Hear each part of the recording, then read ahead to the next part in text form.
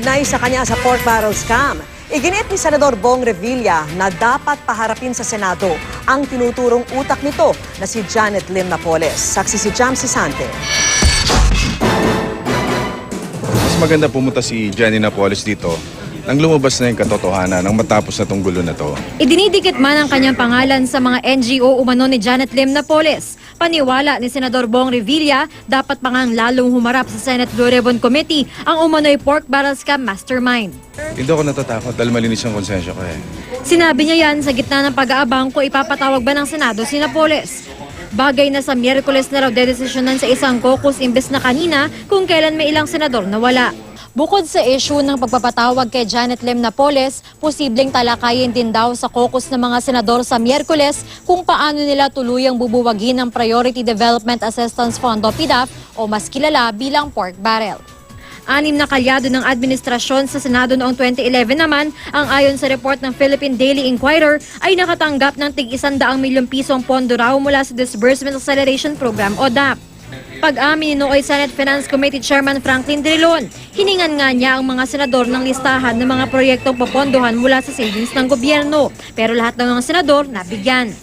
Yung sinasabing Disbursement Acceleration Program, ang totoo doon, yan po ay dahilan sa power of the President to realign items in the budget. These were releases in order that the spending program of the government will be met.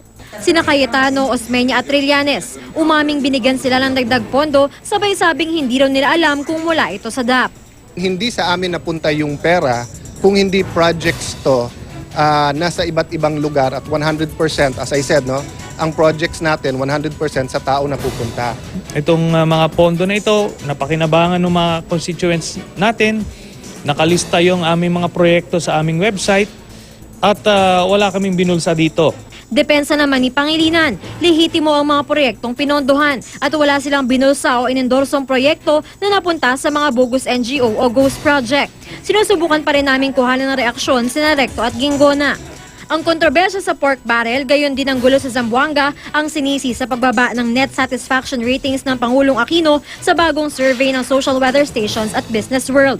We recognize that the increase in those dissatisfied reflects the depth of anger and disappointment of the people at the way public funds have been stolen. We share this anger and disappointment. Sa hiwalay namang Pulse Asia survey, lumabas na dumami pa ang mga Pilipinong may kaalaman kaugnay sa pork barrel kumpara noong 2004. Halos kalahati ng mga na-survey ang pabor na alisin na ang PDAF. 67% naman ang naniniwala na meron pa ring naglulustay ng PDAF sa ilalim ng Administrasyong Aquino.